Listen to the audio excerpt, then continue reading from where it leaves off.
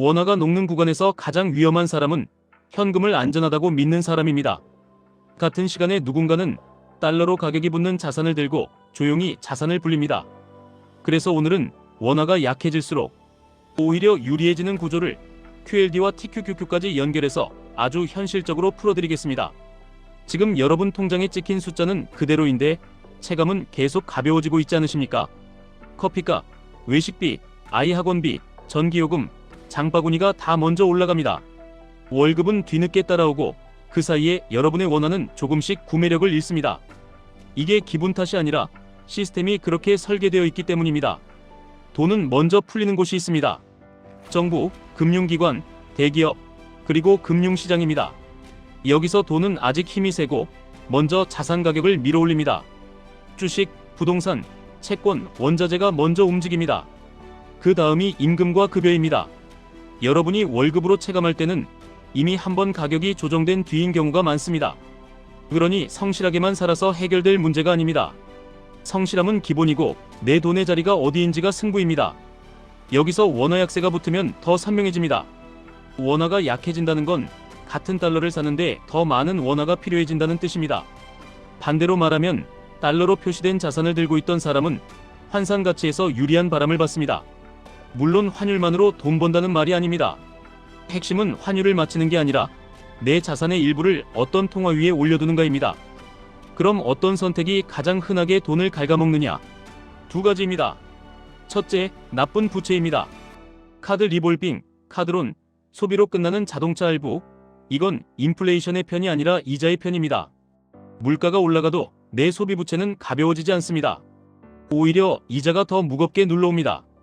이 구간에서는 돈을 불리는 전략보다 먼저 내 발목 잡는 부채를 끊는 게 순서입니다. 둘째, 원화현금 과보유입니다. 비상금은 필요합니다. 다만 비상금이 비상금의 크기를 넘어가서 장기자금까지 원화현금으로 쌓이면 여러분은 매년 조용히 잃습니다.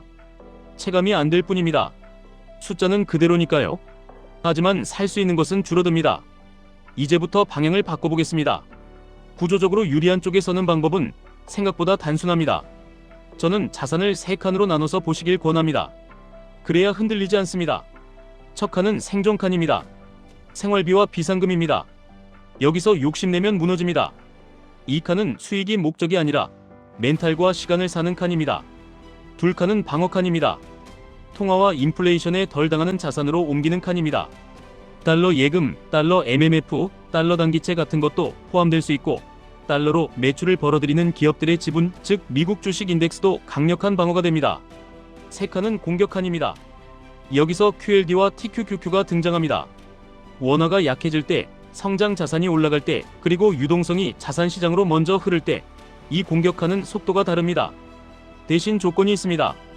규칙이 없으면 칼이 아니라 폭탄이 됩니다. QLD와 TQQQ를 이해하는 가장 쉬운 관점은 이겁니다. 나스닥 100이라는 엔진에 레버리지를 얹은 상품입니다.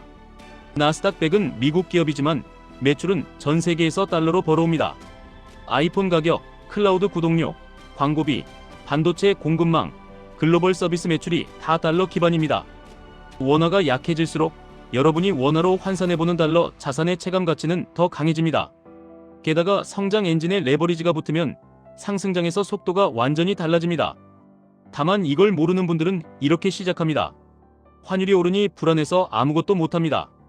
혹은 반대로 오늘이 마지막 기회라고 믿고 한 번에 들어갑니다. 둘 다 위험합니다. 환율은 맞히는 게 아니라 분산하는 겁니다.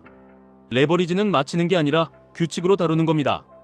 여기서 가장 중요한 질문이 나옵니다. 왜 하필 QLD와 TQQQ냐? 그냥 미국 주식이면 되지 않느냐? 맞습니다. 미국 주식이면 됩니다. 그런데 여러분이 원하는 게 단순 방어가 아니라 원화 가치가 녹는 시간에 속도를 내서 자산을 키우는 것이라면 공격칸에서 레버리지는 강력한 도구가 됩니다. 특히 여러분이 꾸준히 현금 흐름으로 적립할 수 있는 월급 구조를 가지고 있다면 적립과 변동성은 오히려 무기가 됩니다. 하지만 현실을 말씀드리겠습니다. TQQQ는 장이 나쁘면 정말 잔인합니다. 하락장에서 낙폭이 큽니다. 변동성이 크면 수익률이 수학적으로 손상되는 구간도 있습니다. 그래서 TQQQ는 믿음으로 사는 게 아니라 규칙으로 운용해야 합니다. 저는 이 규칙을 단순하게 잡는 걸 좋아합니다. 기준은 기초지수로 잡으셔야 합니다. QLD나 TQQQ 차트가 아니라 QQQ 차트로 기준을 잡는 겁니다. 왜냐하면 레버리지는 왜곡이 생기기 때문입니다. 기준을 QQQ로 잡으면 시장의 체온을 더 정확히 볼 수 있습니다. 이제 아주 실전적으로 들어가겠습니다. 원화가 약해지는 구간에서 QLD와 TQQQ로 돈을 버는 핵심은 단 한 문장입니다. 비싸게 사고 버티는 게 아니라 규칙대로 싸게 모으고 과열해서 일부를 회수하는 것입니다. 싸게 모으는 구간을 어떻게 정의하느냐? 많은 분들이 감정으로 합니다. 뉴스가 공포면 사고, 뉴스가 희망이면 팝니다. 이러면 대부분 망가집니다. 저는 기술적으로 단순하게 나누는 걸 권합니다. 예를 들어 이런 식입니다. QQQ가 단기 추세선 아래로 내려오면 분할 매수 비중을 늘립니다. QQQ가 단기 추세선 위에서 과열 신호가 나오면 공격칸의 일부를 회수합니다. QQQ가 장기 추세선 아래로 무너진 시기에는 공격칸의 속도를 줄이고 방어칸을 키웁니다. 여기서 단기 추세선, 장기 추세선을 무엇으로 잡느냐는 사람마다 다르지만 너무 복잡하게 하지 마십시오. 단기 흐름을 보는 기준 하나, 장기 생존을 보는 기준 하나면 충분합니다. 규칙은 적을수록 지켜집니다. 그리고 레버리지의 운용은 비중이 전부입니다. 어떤 분은 TQQQ가 무섭다고 말하면서 계좌의 대부분을 TQQQ로 들고 갑니다. 그건 공포가 아니라 자기 모순입니다.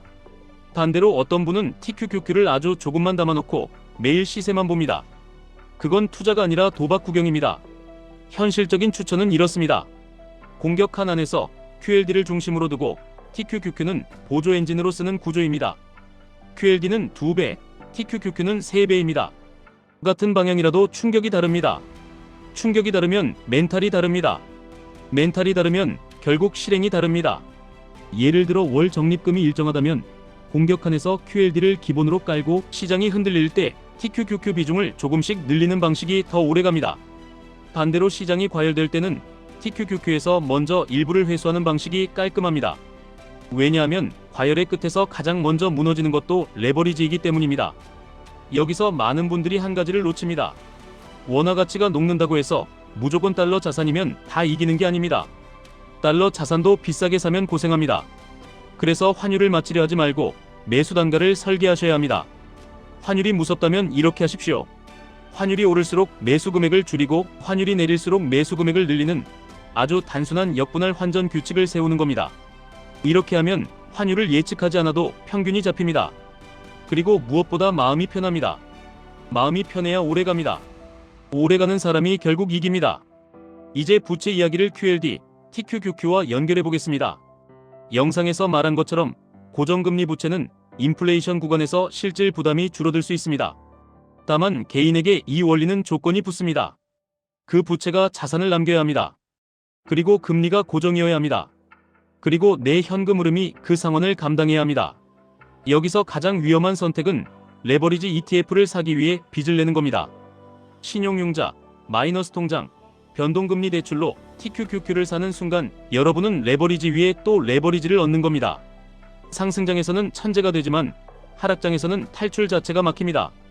그래서 부채는 실물 자산이나 현금 흐름 자산 혹은 생존을 위한 구조조정에만 제한적으로 쓰셔야 합니다.